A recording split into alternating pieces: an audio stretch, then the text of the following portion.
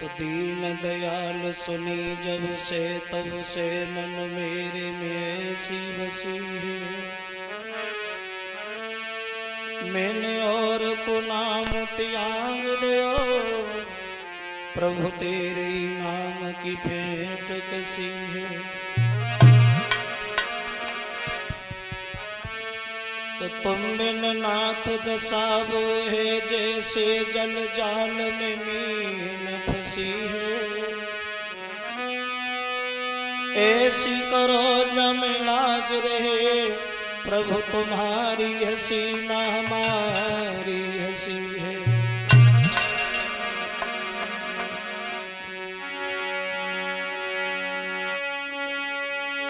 तो लाल देह लालील से उधरे लाल लंगूर वज्र देह दानव दलन सुजे जे जे कपिसूर।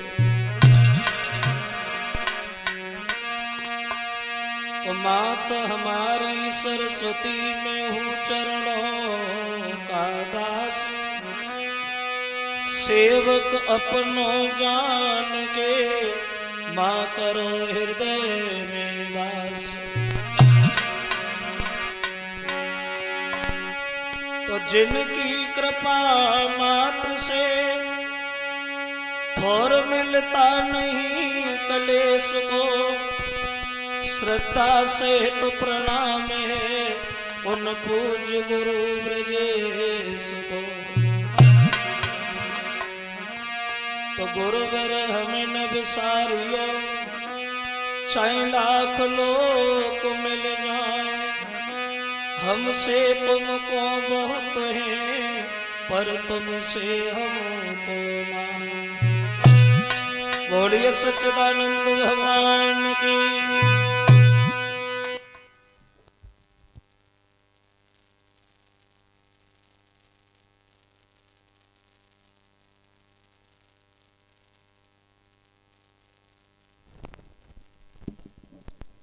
आदरणीय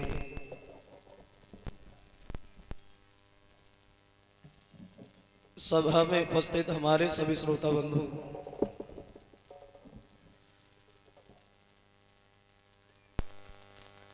आज ही भगवान की पावन कथा को चलते हुए जो ये 5वां दिन है,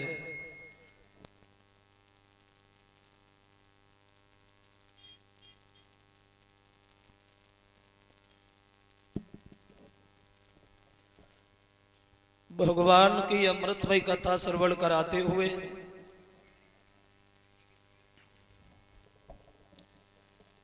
गंगा के किनारे हरिहर क्षेत्र में व्यास नंदन श्री सुखदेव जी समझा रहे। सुनिए महाराज परिषद।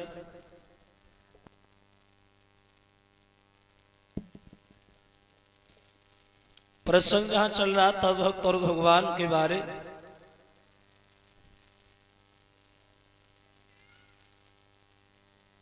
ऐसे ऐसे भगवान के भक्त हुए जिन्होंने छोटी सी उम्र में भगवान के दर्शन किए।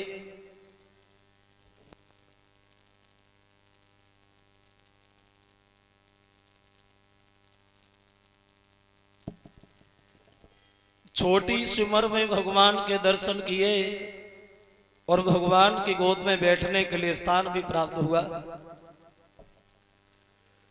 प्रसंग जहां चल रहा था भक्त ध्रुव के बारे। ये ध्रुव बचपन में भगवान का भजन करने वन में गए।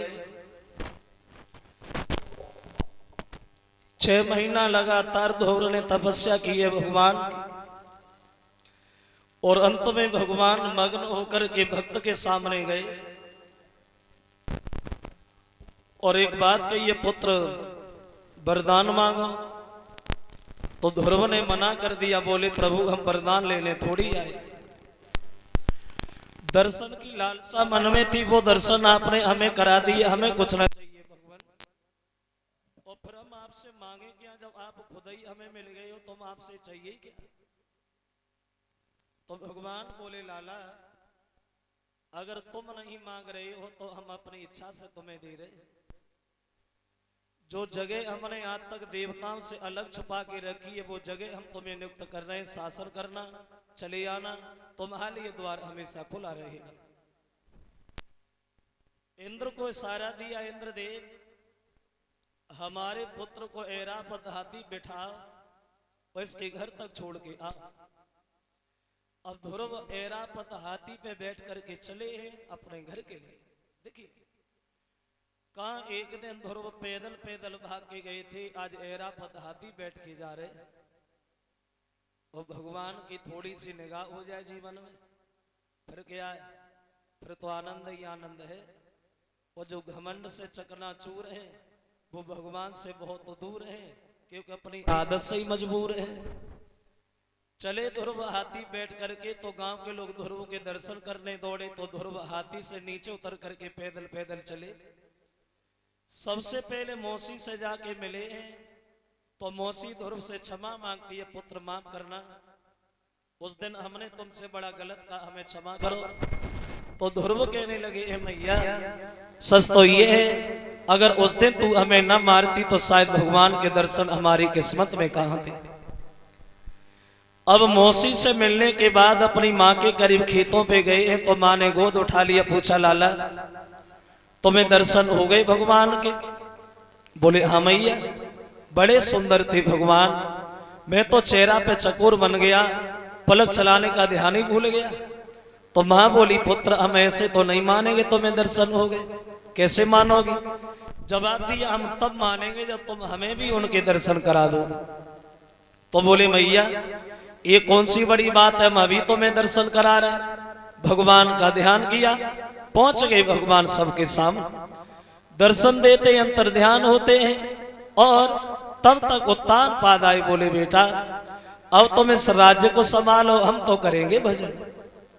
क्योंकि आदमी की जिंदगी हो जाती आज नहीं कल, कल नहीं परसों, कल कल करते कल गई, तोले बीते गो सब काल, ओ कल आई ना कल पड़ी, तोले गए काल के गाल।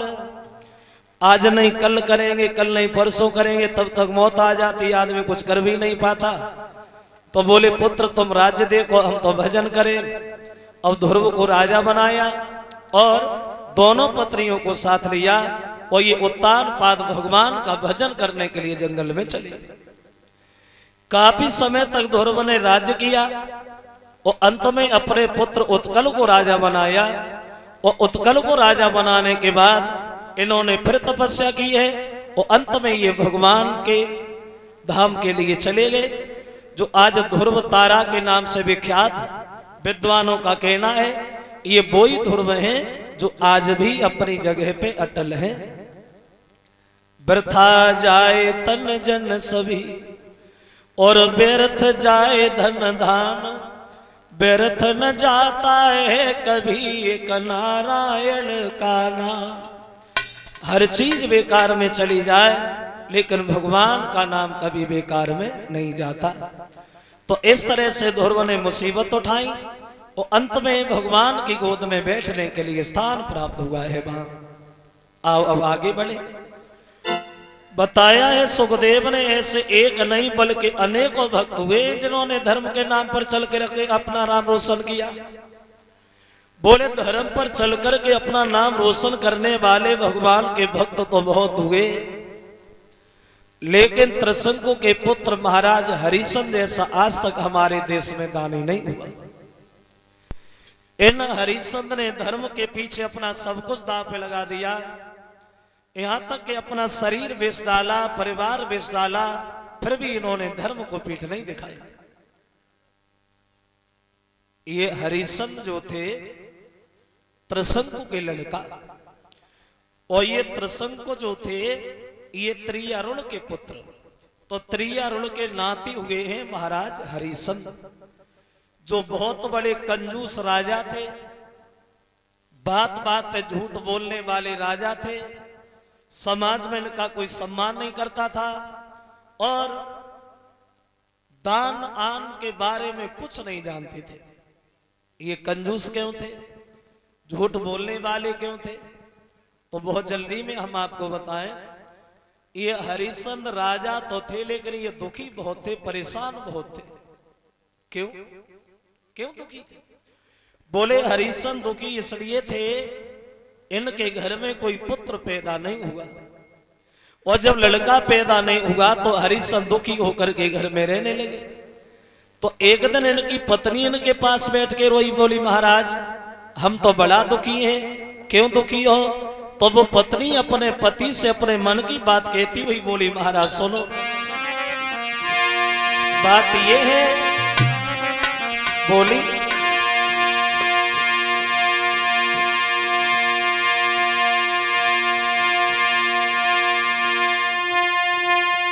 भरी आँखिन में नीर बंधे लाई धीरा रोई गई रानी, और बिन संतान के घर में दुल्हा हुई गई है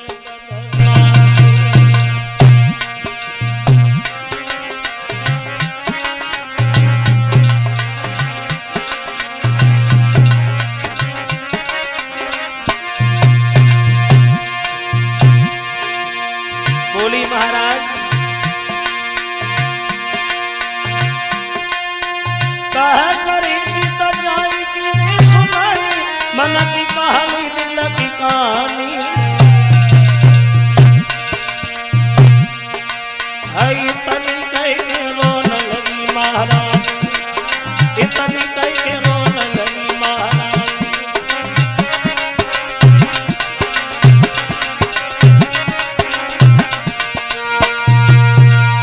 पत्नी अपने पति के पास बैठ करके रोई।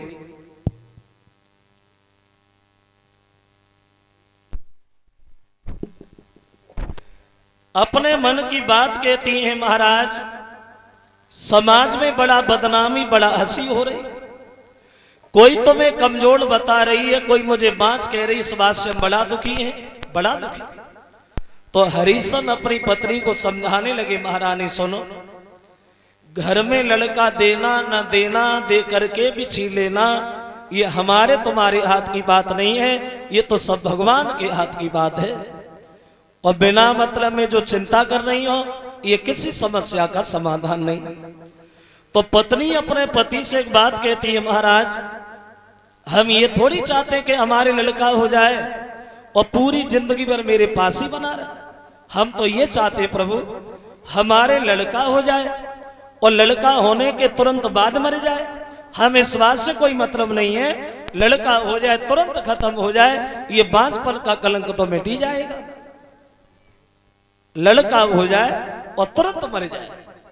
तो हरिश्चंद्र ने अपनी पत्नी को तो समझाया, लेकिन अकेले में बैठ के महाराज हरिश्चंद्र खूब रोए। और जहां हरिश्चंद्र बैठे बैठे रो रहे हैं, अक्षमात्मा वरुण देवता का आना हो गया। वरुण देवता हरिश्चंद्र के करीब गए, बोले महाराज तुम रो रहे हो? अरे तुम तो राजा, और जब राजा ही रो रहा है तो भला प्रजा के लोगों के आंसू कैसे पहुंचेगा? क्यों रोए हरिश्चंद्र?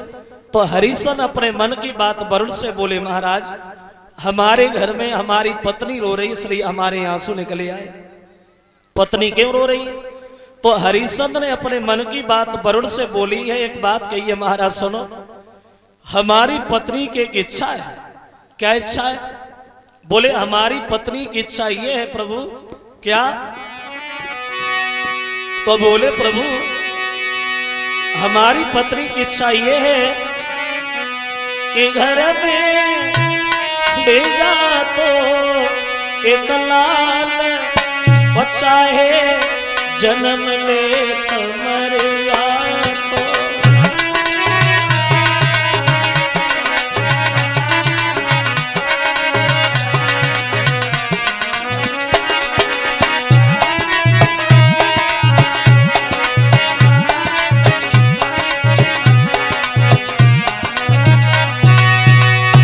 बोले महाराज मेरी पत्नी की इच्छा ये है, चाहे जन्म ले तो मर जा तो, ये कलंक तो मिट जा तो।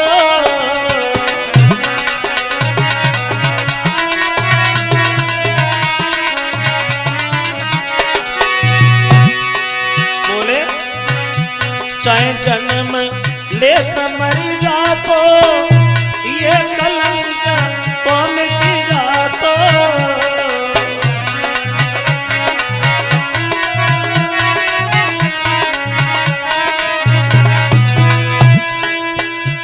अरे सुत बिन जीवन है बेहाल, चाहे जन्म ले मर जातो।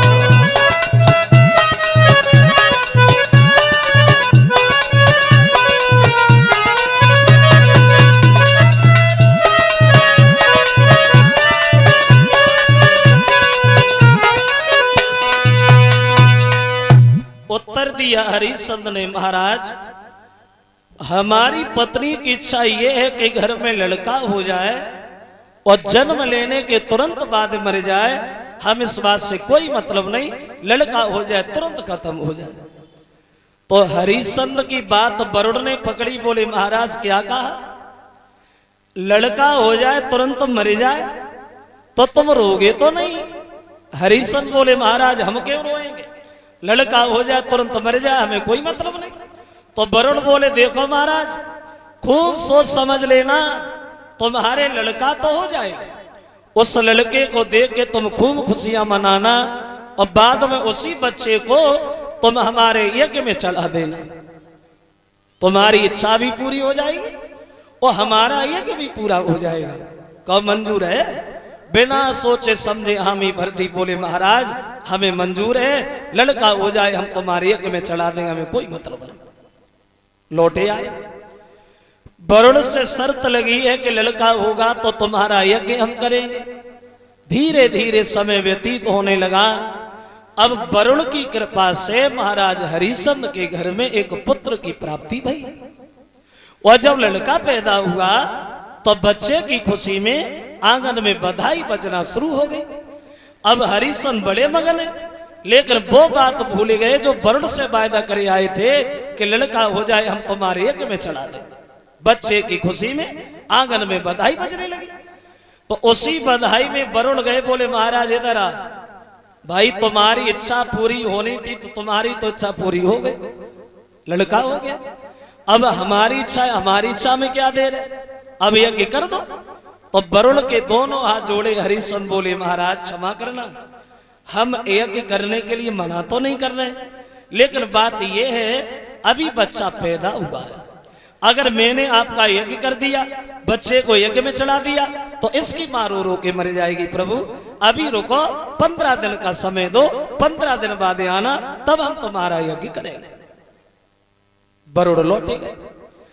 15 दिन बीते, बोले अब क्या देर है, अब यज्ञ करो। तो हरिश्चंद्र ने फिर बहाना बना दिया, बोले महाराज अभी बच्चा यज्ञ में चढ़ाने के लायक नहीं हुआ। कब हो जाएगा? बोले जब बच्चे के दांत निकले हैं तब आना, तब यज्ञ करेंगे। अब वरुण फिर वापस चले गए। अब हरिश्चंद्र का प्यार जो था उस बच्चे से बढ़ता ही चला गया। दांत निकले आए, वरुण फिर गए, क्यों? तुम हमारी बात भूल ही गए, तुमने कहा था कि दांत निकले, दांत भी निकले आए, यज्ञ करो। तो हरिश्चंद्र बोले महाराज हम नहीं, आप भूले गए। हम क्या भूले गए? तुमने तो कहा था कि दांत निकले, दांत भी निकले आए, अब हम क्या भूले गए? बोले जय तो तुम भूले गए, हमने जेब वाले दांत थोड़ी बताए थे, जेब वाले उखड़ने के बाद जब दोबारा निकलेंगे तब आना, थोड़ी जल्दी आ गए। अब कोई ना कोई बहाना बना देते हैं हरिश्चंद्र वरुण से। और यही बात सुन ली उस बच्चे की मां तारा कि हमारे पति हमारे बच्चे को यज्ञ में चढ़ा देना चाहते। तो अंधेरी रात में गोद ले लिया अपने बच्चे को और एक बात कहिए लाला, अगर तुम घर पे रहोगे तो वरुण तुम्हें मार देंगे और दुनिया भर में ऐसी कोई भी मां नहीं होगी जो अपने बच्चे को आग में जलता हुआ देखे। एक काम करो, तुम घर से जंगल में भाग जाओ और लौट करके जीवन में कभी ना आना, हम यही सोच लेंगे हमारे कुछ हुआ ही नहीं। तो वरुण की डर की वजह से बच्चे को घर से जंगल में भगा दिया। तो इसी बात के बदले में हरिश्चंद्र में और वरुण में घर पे युद्ध छिड़ गया। ये हरिश्चंद्र वरुण से हारे गए और घर पे बीमार पड़ गए। अब हरिश्चंद्र घर पे बीमार और इधर रोहितास वन में भटक रहा है भूखा प्यासा।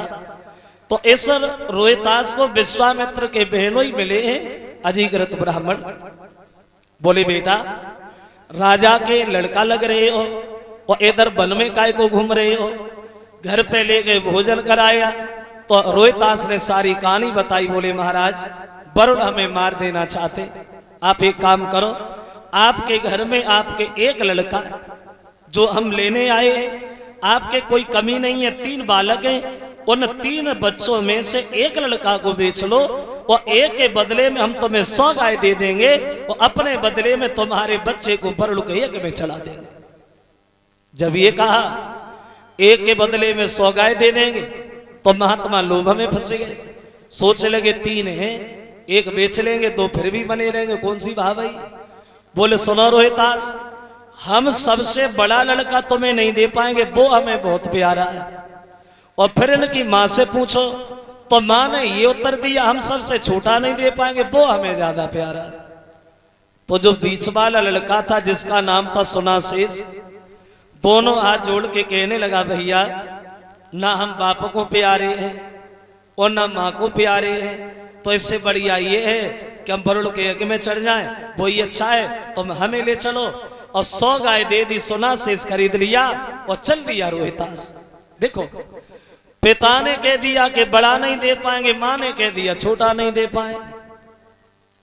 वैसे तो माता पिता के लिए संतान बराबर होती है, चाहे 1 हो चाहे 10 हो, लेकिन ये प्रकृति का कुछ ऐसा नियम होता है श्रोताओं, या तो माता पिता का प्यार सबसे बड़े लड़का से हो या सबसे छोटे लड़का से हो। वो बीच में आए लगे रात है गिनती में, हम ही नहीं कहे, उन्हें कोई नहीं मानता। रास्ता में विश्वामित्र मिले, बोले कहां जा रहे, पूरी कहानी बताई, वरुण के यज्ञ में चढ़ने। तो वरुण का यज्ञ हुआ, विश्वामित्र शामिल हुए। बच्चा चढ़ाने का जब नंबर आया तो उन वरुण की बार बार विनती करते हैं विश्वामित्र, वो अपने भांजे को भी बचाते हैं और रोहितास को भी बचाते हैं और वरुण का यज्ञ ऐसे ही करवाते हैं। तब कहीं हरिश्चंद्र को सरोग से छुट्टी मिली। तो ऐसे थे ये राजा जो बात को कह करके बदल जाने वाले थे। अब देखिए अब वो यज्ञ हुआ, अब तो हरिश्चंद्र का एक नियम बन गया, ऐसा कोई भी दिन नहीं जाता